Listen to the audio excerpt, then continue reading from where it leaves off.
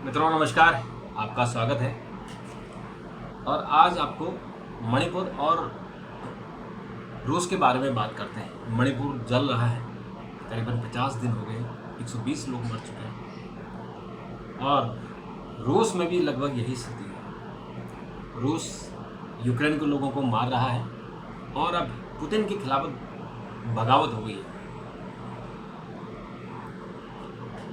तो क्या है ये बगावत, इसके बारे में थोड़ी चर्चा करते हैं। पुतिन ने कहा है कि जो बगावत कर रहे हैं उनके खिलाफ कठोर कार्रवाई होगी। और जो वैगनर ग्रुप है, ये पिछले कुछ दिनों से मॉस्को और पहले तो रूस की बॉर्डर पर फिर मॉस्को की बॉर्डर पर ये अपनी सेना लेकर, इनकी ये विद्रोहियों की सेना है, ये रूस की तरफ बढ़ रहे हैं। हालांकि इन्हें पता नहीं है कि रूस एक महाशक्ति है जिसको अमेरिका और तमाम दुनिया मिलकर नहीं हरा पाई। एक विद्रोही क्या हराएगा जिसके पास मुश्किल से 300-400 लोग हैं, वो बगावत कर रहे हैं। यह हो सकता है कि ये भी एक युद्ध का एक पार्ट हो, क्योंकि जब युद्ध होते हैं तो कई तरह के युद्ध लड़े जाते हैं, तो ये भी एक हिस्सा हो सकता है। रूस यूक्रेन युद्ध के बीच राष्ट्रपति व्लादिमीर पुतिन की मुश्किलें बढ़ती नजर आ रही हैं। रूस के वैगनर ग्रुप के मुखिया येवगेनी प्रिगोजिन ने रूसी रक्षा मंत्रालय के खिलाफ बगावत कर दी है। रूस के लिपेत्स्क प्रांत के गवर्नर ने शनिवार को कहा कि निजी सेना तैयार वैगनर प्रांत में घुस गई है। तो ये जो निजी सेना इसने बना दी है, और पहले ये रक्षा मंत्रालय में था, और उसके बाद ये 360 किलोमीटर दक्षिण में है जो मॉस्को से, और यह स्थान रोस्तोव ऑन डॉन की तुलना में राजधानी से काफ़ी दूर है, जहां रात के वक्त वैगनर बल दिखाई दिया था। गवर्नर इगोर अर्तामोनोव ने टेलीग्राफ पर कहा कि प्राधिकारी जनता की सुरक्षा के लिए सभी जरूरी कदम उठा रहे हैं। पुतिन ने शनिवार को रूसी सशस्त्र बलों को वैगनर निजी सैन्य समूह के सशस्त्र विद्रोह करने वालों को बेअसर करने का आदेश दिया था। पुतिन ने टेलीविजन पर राष्ट्र को संबोधित करते हुए वैगनर निजी सेना समूह को बेअसर करने की बात कही। उन्होंने प्रिगोजिन द्वारा सशस्त्र विद्रोह का ऐलान को विश्वासघात और देशद्रोह करार दिया, और रूस और उनके लोगों की हर हाल में रक्षा करने का भरोसा दिलाया। पुतिन ने कहा कि रूस अपने भविष्य के लिए सबसे कठिन लड़ाई लड़ रहा है। उन्होंने कहा कि यह विद्रोह हमारे देश के लिए बहुत बड़ा खतरा है और हम इसके खिलाफ कठोर कार्रवाई करेंगे। रूसी राष्ट्रपति पुतिन ने कहा, विद्रोह की साजिश रचने वाले सभी लोगों को कठोर सजा भुगतनी पड़ेगी। सशस्त्र बलों और अन्य सरकारी एजेंसियों को आवश्यकता के अनुसार आदेश जारी कर दिए गए हैं। उधर सशस्त्र विद्रोह की घोषणा के बाद संघीय सुरक्षा सेवा समेत रूस की सुरक्षा सेवाएं प्रिगोजिन की गिरफ्तारी के अभियान में जुट गई है। वैगनर ग्रुप प्रमुख प्रिगोजिन ने शुक्रवार को दावा किया कि उनके लड़ाके यूक्रेन की सीमा पार करके रूस के रोस्तोव ऑन डॉन शहर में दाखिल हो गए हैं और वहां वे अहम सैन्य प्रतिष्ठानों को अपने नियंत्रण में ले लिया है। ये भी एक मजाक ही है कि इतनी बड़ी सेना, इतने बड़े देश के सामने कुछ लोग एक विद्रोह गुट लड़ने के चल पड़ेंगे, अपनी मौत को कफन सिर पर बांधकर चल रहे हैं। इनकी मौत निश्चित है।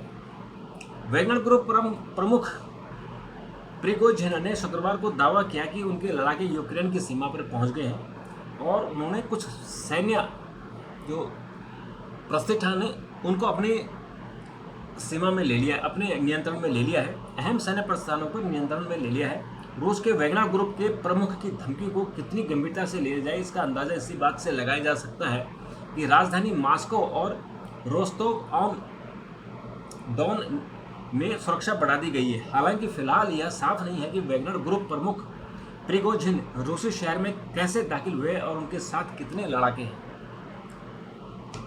बड़ा मजाक है। क्या है वैगनर ग्रुप? दरअसल यह एक प्राइवेट मिलिट्री कंपनी और भाड़े के सैनिकों का एक नेटवर्क है।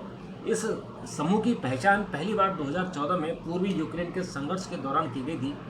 यह ग्रुप कितना बड़ा है इसका अंदाजा इसी बात से लगाया जा सकता है कि इसके 50,000 से अधिक सदस्य यूक्रेन में हैं, ये जो विद्रोही लोग हैं उन सबको इन्होंने इकट्ठा कर लिया है। मॉस्को पूरी तरह से कमज़ोर हो चुका है, ये कहना है जेलेंस्की का, जो यूक्रेन के राष्ट्रपति हैं और पिछले 1 साल से रूस की जो युद्ध है उसको झेल रहे हैं।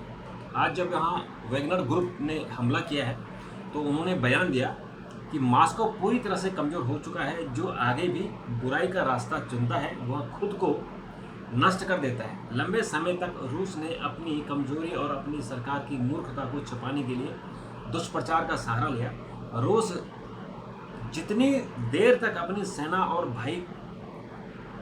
भाड़े के सैनिकों को हमारी जमीन पर रखेगा, बाद में उसे उतनी ही अधिक अराजकता, पीड़ा और समस्याएं झेलनी पड़ेगी।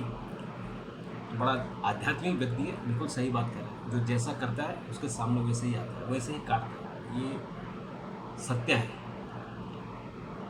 दूसरी खबर मित्रों मणिपुर को लेकर है। आज मणिपुर को लेकर गृह मंत्री अमित शाह ने एक सर्वदलीय बैठक बुलाई थी और ये भी 50 दिन बाद बुलाई, जब सभी पॉलिटिकल पार्टियों ने कहा कि प्रधानमंत्री घूमने के लिए निकल गए हैं अमेरिका और मिस्र और देश जल रहा है। मणिपुर में एक शब्द न उनके मुंह से नहीं निकल रहा है। कहीं फ़ोटो खिंचानी होती तो तुरंत आ जाते हैं, लेकिन जहाँ समस्या है वहाँ जवान नहीं खोलते। तो उन्होंने जब कांग्रेस की तरफ से हमला हुआ तो उसके बाद गृह मंत्री ने सर्वदलीय बैठक बुला दी और आज उसमें लगभग सभी दलों के लोग थे और सभी दलों ने मुख्यमंत्री वीरेंद्र सिंह को हटाने की मांग की और वहाँ राष्ट्रपति शासन लगाने की मांग की, क्योंकि इनका कहना है कि मणिपुर में जो सरकार है, मणिपुर सरकार है, मणिपुर की जो मुख्यमंत्री है एन वीरेंद्र सिंह, वो बायस होकर काम कर रहे हैं और वो जो कुकीज़ हैं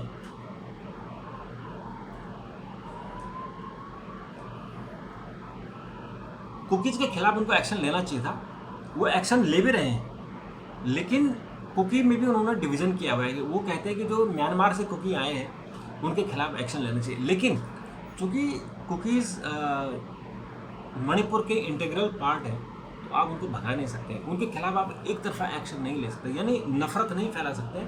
इसलिए कुकी शांत नहीं हो रहे, उनको लगता है कि जो सरकार है वो मैती के साथ है, जबकि सरकार को निष्पक्ष होना चाहिए। तो इसलिए आज सभी दलों ने कहा और गृह मंत्री ने भी कहा कि हम लोग कोशिश कर रहे हैं और सारे दलों को साथ लेकर कोशिश करेंगे और वहाँ शांति बहाली करेंगे।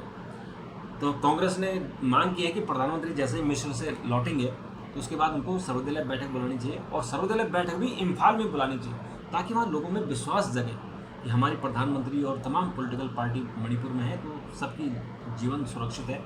वहाँ जो लोग जल रहे हैं, जो घरें जलाई जा रही हैं, वहाँ विद्रोह हो रहा है, उस विद्रोह को ख़त्म किया जाए। तो वो मुझे लगता है कि राष्ट्रपति जब प्रधानमंत्री आएंगे तो प्रधानमंत्री को जरूर इस तरफ कदम उठाना चाहिए। मित्रों उसके अलावा आज पूर्वांचल एक्सप्रेस वे पर एक सुखोई और मिराज विमानों को उतारा गया। एयर स्ट्रिप पर करीब 2 घंटे तक लड़ाकू विमानों का एयर शो हुआ। 3.5 किलोमीटर के हवाई पट्टी पर लड़ाकू विमान सुखोई और मिराज ने टच एंड गो का अभ्यास किया। इन्होंने रुके, उतरे नहीं, इन्होंने सड़क पर आए, टच किया और फिर उड़ गए। तो ये एक्सरसाइज होती है, क्योंकि कभी इमरजेंसी हो गई तो जो पूर्वांचल एक्सप्रेस है उसमें कहीं पर एक बीच में जो राजस्थान में और जो मुंबई कॉरिडोर बन रहा है वहाँ करीबन 4-5 एयर स्ट्रिप नितिन गडकरी ने बना दी हैं, जहाँ आप आराम से हवाई जहाज़ को उतार सकते हैं। इतनी अच्छी उन्होंने सड़कें बना दी हैं। तो ये देश के लिए भी अच्छा कि कभी इमरजेंसी हो, जब वो आपके एयरपोर्ट अगर वहाँ दिक्कत आती है तो आप सड़कों पर इस तरह की सड़कें, मक्खन जैसे सड़कें बन हो, वहाँ उतार सकते हैं। तो मित्रों इसके अलावा प्रधानमंत्री की जो अमेरिका यात्रा थी, वहाँ उन्होंने अमेरिका के राष्ट्रपति से मिले, वहाँ स्टेट विजिट थी। उसके बाद जो वहाँ के बहुत बड़े बड़े जो इंटरप्रेन्योर है उनसे मुलाकात की, गूगल्स के CEO से मुलाकात की, एलन मस्क से बात की, ट्विटर वाले से, फेसबुक वालों से, इनसे बात की, तो उन्होंने कहा कि भारत में निवेश का एक सही समय है और यहाँ आओ। और उन्होंने ये भी कहा कि जो भारत और अमेरिका के संबंध है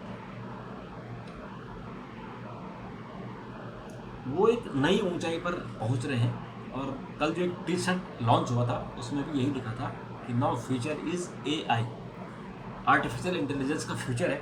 और उन्होंने कहा कि A for America, I for India, कि ये अमेरिका और इंडिया का फ्यूचर है। और भारत व अमेरिका के लिए चुनौती पेश कर रहा है चीन, व्हाइट हाउस ने कहा है। चीन की भी उन्होंने आलोचना की है। और उसके बाद प्रधानमंत्री पहुंच गए हैं मिस्र, और मिस्र की जो प्रधानमंत्री हैं उन्होंने मुस्तफ़ा मेडबोली, इन्होंने प्रधानमंत्री का स्वागत किया। और उसके बाद ये राष्ट्रपति से मिलेंगे। और राष्ट्रपति, आपको पता है कि हमारे जो 26 जनवरी की परेड है उसमें 4 बार मुख्य अतिथि बन चुके, इस बार भी वही थे, मोहम्मद अल फतेह सीसी। तो इनका भारत से बहुत अच्छा संबंध है। और मिस्र का जो सभ्यता है वो हमारे सभ्यता से, जो सिंधु घाटी सभ्यता है उससे मिलती है। तो हमारी इस सभ्यता का हम लोग शेयर भी करते हैं। मित्रों, मुंबई मानसून मुंबई पहुंच गया है और अब 2 दिन बाद ये दिल्ली पहुंच सकता है। ये जो बिपरजॉय तूफान आया था उसके कारण ये महाराष्ट्र की सीमा पर स्टक हो गया था, रुक गया था। अब जाके फिर स्थितियाँ ठीक हुई तो ये वहाँ से चल पड़ा है, मुंबई पहुँच गया। पर मुंबई से आगे ये खुली सड़क पर निकल कर खुशियों का इजहार किया लोगों ने। और आज मुंबई में आपने देखा कि कुछ कुछ जगह पानी भी भर गए थे, जबरदस्त बारिश हुई। और उसके बाद मौसम विज्ञान विभाग का कहना है कि चक्रवाती तूफान मौसम ये 26 और 27 जून को येलो अलर्ट जारी किया है। और उसके बाद ये दिल्ली में अगले 2 दिनों में बारिश होने का अनुमान लगाया गया है। हालांकि धीमी शुरुआत हुई लेकिन अभी ठीक से आगे से पहुँच रहा है। गंगा का सफाई का काम काफ़ी हद तक पूरा हो गया है। अगर आप गंगा जी को अलीगढ़ के बाद आप देखें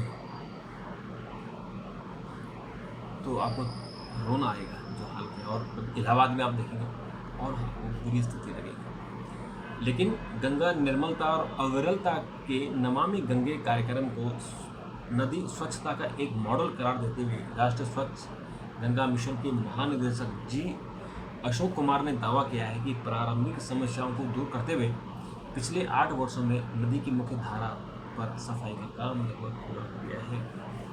ये सब बातें हैं, खूब पैसा खर्च हो रहा है राजीव गांधी के ज़माने से। उस समय गंगा एक्शन प्लान था, यमुना एक्शन प्लान था, उसका नाम बदल के नमामि गंगे हो गया है। नाम बदलने का कार्यक्रम चल रहा है। गंगा जी जैसे पहले थी आज भी वैसे ही लगातार प्रदूषण होता जा रहा है। हालांकि बनारस में हमने देखा कि पहले इसमें सुधार आया है पहले से, कि जो स्मेल आती थी, जो सीवर का पानी था गंगा में, वो कम से कम थोड़ा सा साफ़ हो गया और अब वहाँ मछली भी देखने को मिली है। तो देखते हैं आगे कि कितना उसमें प्रयास होता है, क्योंकि पॉपुलेशन बढ़ती जा रही है, नदी में पानी है नहीं, नहरों के जरिए चला जाता है। तो फिर गंगा अविरल कैसे होगी?